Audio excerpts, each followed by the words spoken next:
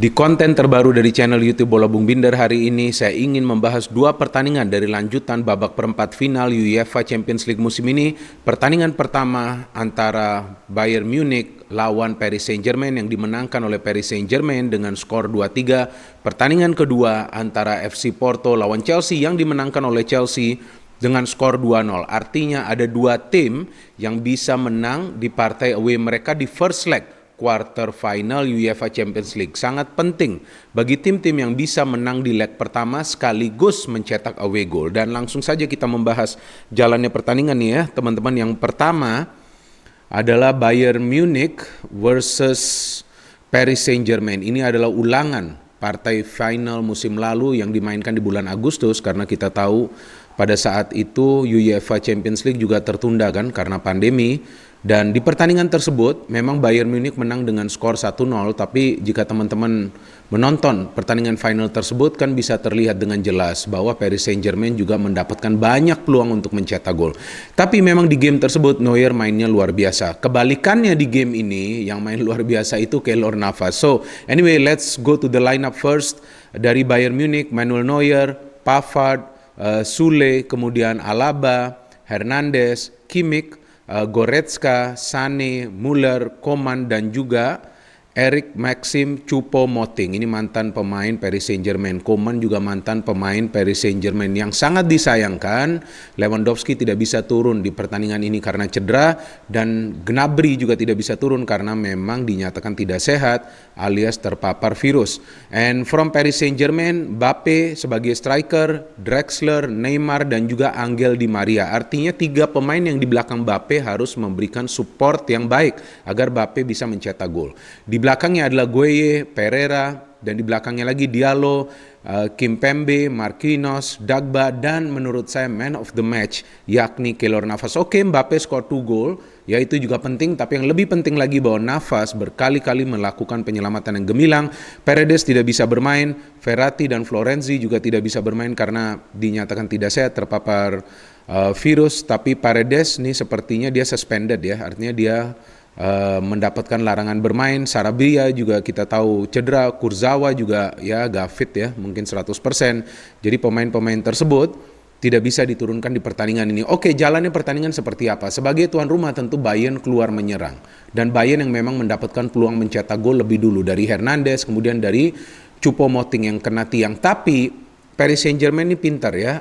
Pochettino, pelatih dari Paris Saint-Germain ini menerapkan taktik di mana sepertinya nih dia menginstruksikan para pemainnya pokoknya menunggu saja ya di lini tengah.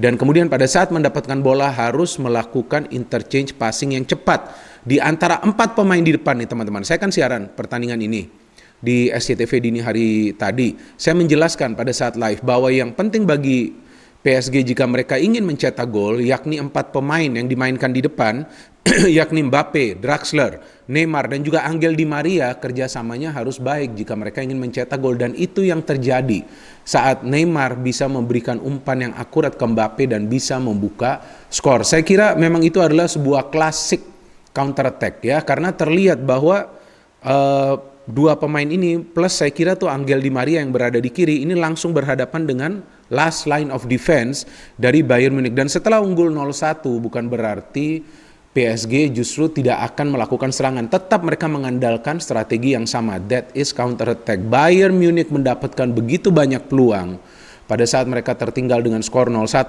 but Paris can score the second goal. Lagi-lagi umpan dari Neymar yang bisa umpan tersebut bisa menemukan ya Marquinhos yang berada dalam free position, dan finishing Marquinhos seperti striker padahal dia adalah center back. Sayangnya Marquinhos tidak bisa lanjutkan permainan sehingga Ander Herrera masuk. Kemudian ada pemain PSG lainnya yakni Danilo yang bermain di center back. Nah, ini tentu sedikit menyulitkan ya PSG untuk bisa melakukan koordinasi. Karena kan ada pemain lain yang masuk, ada pemain yang sebelumnya main di tengah, main di belakang. Maka itu langsung kita lihat Bayern Munich tidak lama setelah pergantian Marquinhos tersebut ya bisa mencetak gol melalui Eric Maxim Choupo-Moting, mantan pemain Paris Saint-Germain, dan suplai bolanya juga baik yakni diberikan oleh Pavard. Saya jelaskan juga di siaran langsung tersebut bahwa Lewandowski tidak main itu seharusnya tidak menjadi masalah bagi Bayern asalkan suplai bolanya bagus ke Moting, and he got the first supply and he can score the first goal for Bayern Munich in this game. Oke, game on. Saya lupa tadi untuk menjelaskan bahwa sebelum golnya Choupo-Moting, Flick melakukan pergantian pemain. Dia menarik keluar Goretzka, memainkan Davies karena dia ingin bahwa para pemain Bayern Munich juga bisa mengimbangi kecepatan para pemain PSG. Karena para pemain PSG ini cepat ya melakukan passing satu sama lainnya dan pergerakan. Dan ya itu juga membuat permainan Bayern Munich lebih menakutkan kan, mereka serangannya lebih terstruktur. And then Schüle juga keluar, Boateng masuk, oke. And the second half pada saat dimulai terus menerus ya teman-teman, Bayern Munich mendapatkan peluang untuk mencetak gol.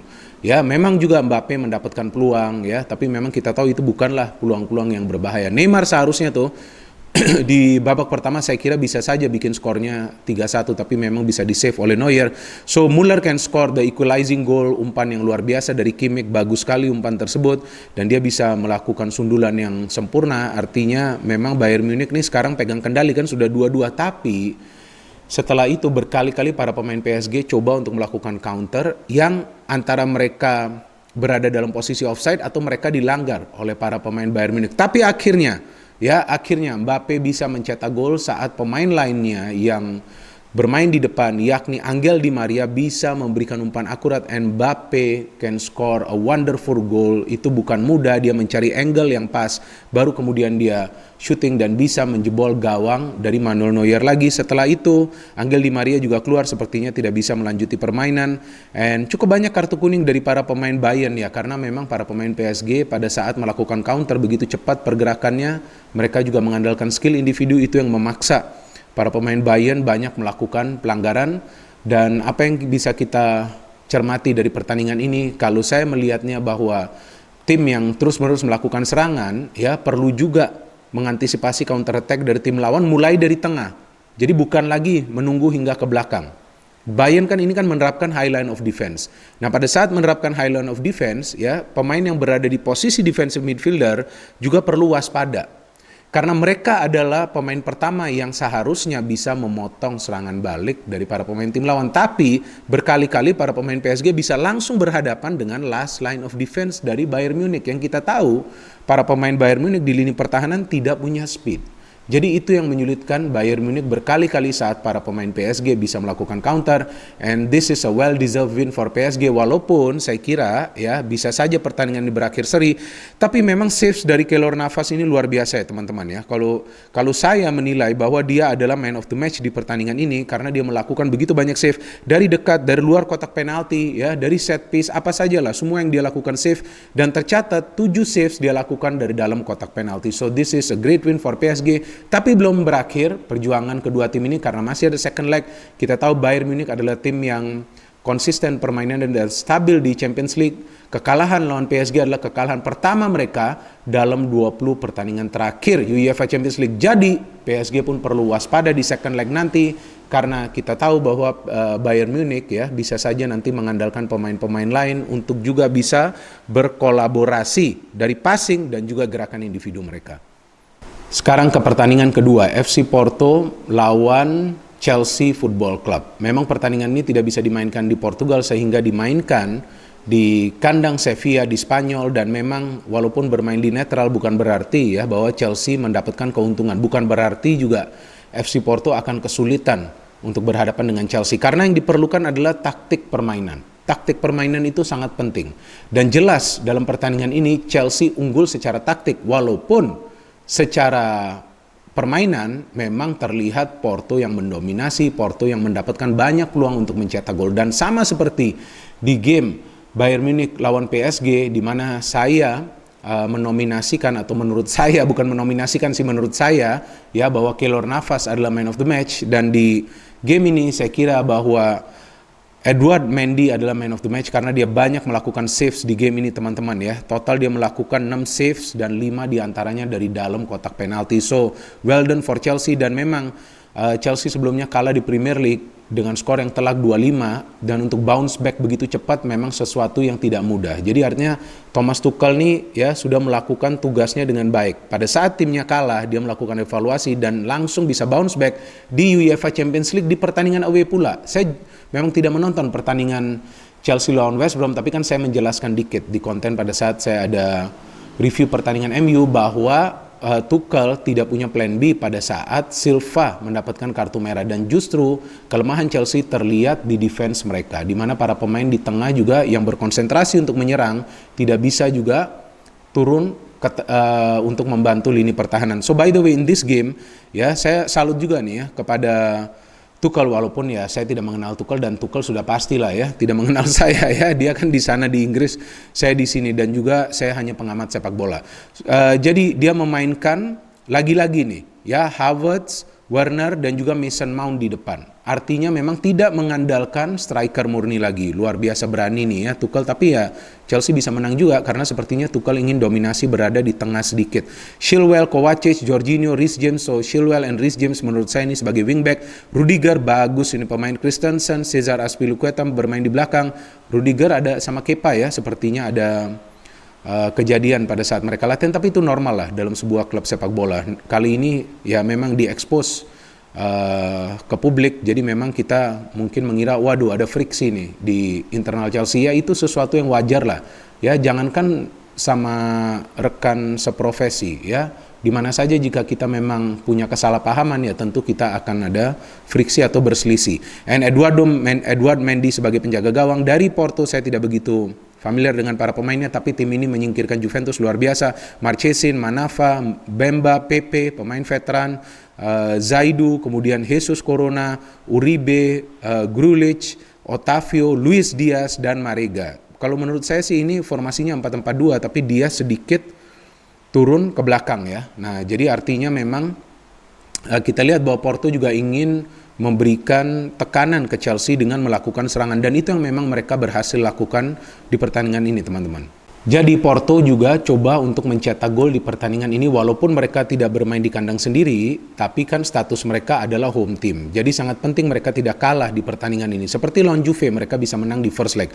Tapi ya tidak mudah juga untuk lawan Chelsea yang kita tahu bahwa para pemainnya selalu bekerja keras dalam setiap pertandingan. Memang secara permainan saya tidak melihat kolektivitas di antara para pemain Chelsea begitu baik. Karena terlihat banyak miss passing, banyak final ball atau final pass yang coba mereka berikan tidak akurat. Ya tapi perlu juga kita perhatikan ya, para pemain Chelsea juga mengandalkan kekuatan fisik mereka untuk mencegah para pemain Porto bisa lebih sering masuk ke lini pertahanan mereka. Dan itu juga cukup baik mereka lakukan dengan pemain-pemain seperti Reece James, Cesar Azpilicueta, Rudiger, Chilwell, Kovacic, bahkan juga saya melihat Werner sering turun ke belakang, belum lagi Jorginho, belum lagi Mason Mount. Memang Havertz yang lebih sering berada di depan, walaupun dia sebagai striker, tapi memang perannya sebagai free roll. Dan Chelsea memang beberapa kali juga melakukan serangan, tapi memang tidak ada umpan yang akurat yang bisa mereka berikan ke rekan yang lain, sehingga sulit untuk mencetak gol. Hingga akhirnya Jorginho memberikan satu umpan yang sebetulnya coba juga ya untuk diintercept oleh pemain Porto lainnya, tapi gagal. Justru bola tersebut bisa diterima oleh Mason Mount, and what a move ya. Mason Mount itu memutar badan ya, kemudian mengontrol bola dengan baik dan melakukan shooting yang sempurna untuk menjebol Marchesin, penjaga gawang dari Porto. So sudah 0-1 bukan berarti Porto akan tinggal diam. Kita tahu Porto mendapatkan banyak peluang mencetak gol juga kan di babak pertama dari Pepe, dari Uribe, terus dari sepak pojok kan di babak pertama ya yang hampir mereka mencetak gol, tapi ya karena memang Mendy formnya lagi bagus ya, sulit untuk mereka menjebol gawang dari Mendy. But second half ya, ini lebih berbahaya, begitu banyak chance dari FC Porto. Saya kira kuncinya bagi Chelsea adalah bagaimana mereka bisa bertahan dengan benar dan baik, dan itu mereka lakukan. Artinya mereka lebih banyak menunggu di babak kedua, dan saya melihat peran dari James dan juga Chilwell ini sangat krusial. Karena dua pemain ini begitu kompak dalam mengawal lini pertahanan dan sesekali maju. Jadi pergerakan mereka nih ya secara ritme ini baik. Itu yang menyulitkan para pemain Porto juga untuk melakukan serangan dari sektor sayap. Pada saat para pemain Porto masuk di tengah, tidak mudah untuk melewati Jorginho ataupun Kovacic. Dan Kovacic Saya kira ya bermainnya luar biasa di game ini, dia banyak melepaskan kipas. Ada satu passing dia berikan ke Pulisic yang masuk ya. Pulisic ini masuk menggantikan Werner, di mana tendangan dari Pulisic itu terkena tiang gawang. Sayang sekali, jika tidak Chelsea sudah bisa unggul 0-2 lebih dulu, tapi akhirnya Chilwell bisa mencetak gol memanfaatkan ya miskoordinasi atau kesalahpahaman di defense dari FC Porto, dan dia bisa melewati penjaga gawang Marchesin dan mencetak gol.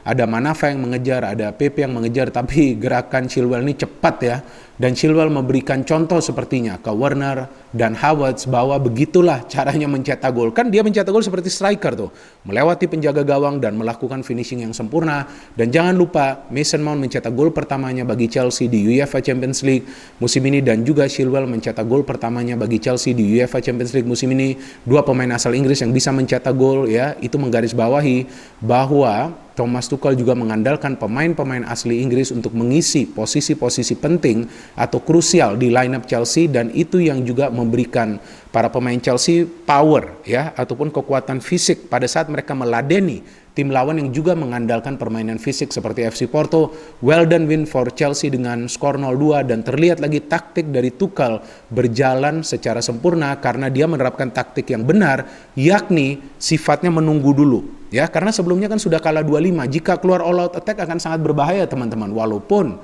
kali ini Rudiger yang bermain bersama Christensen, bersama Azpilicueta, Silva ya berada di bench. Kita tahu artinya ya memang Silva mungkin harus menunggu lebih lama lagi ya, dan memang dia masuk menggantikan Reece James, tapi kan itu kira-kira pertandingan tersisa sekitar 10 menit. So anyway, this is a good win for Chelsea. Saya kira dengan menang 0-2, satu kaki mereka sudah berada di semifinal UEFA Champions League, tapi masih ada leg kedua ya, tidak boleh underestimate FC Porto. Apa saja bisa terjadi di sepak bola teman-teman. Maka itu kita tunggu second leg dari kedua pertandingan ini dan juga dua pertandingan sebelumnya yang dimainkan sehari sebelumnya. Terima kasih kepada teman-teman yang telah menonton dan mendengarkan analisa saya di konten terbaru dari channel YouTube Bola Bung Binder. Silakan berikan counter analisa kalian di kolom komentar di bawah konten ini, dan saya akan kembali lagi dengan konten sepak bola nasional, maybe today or maybe tomorrow. No hate, only football. Salam sepak bola.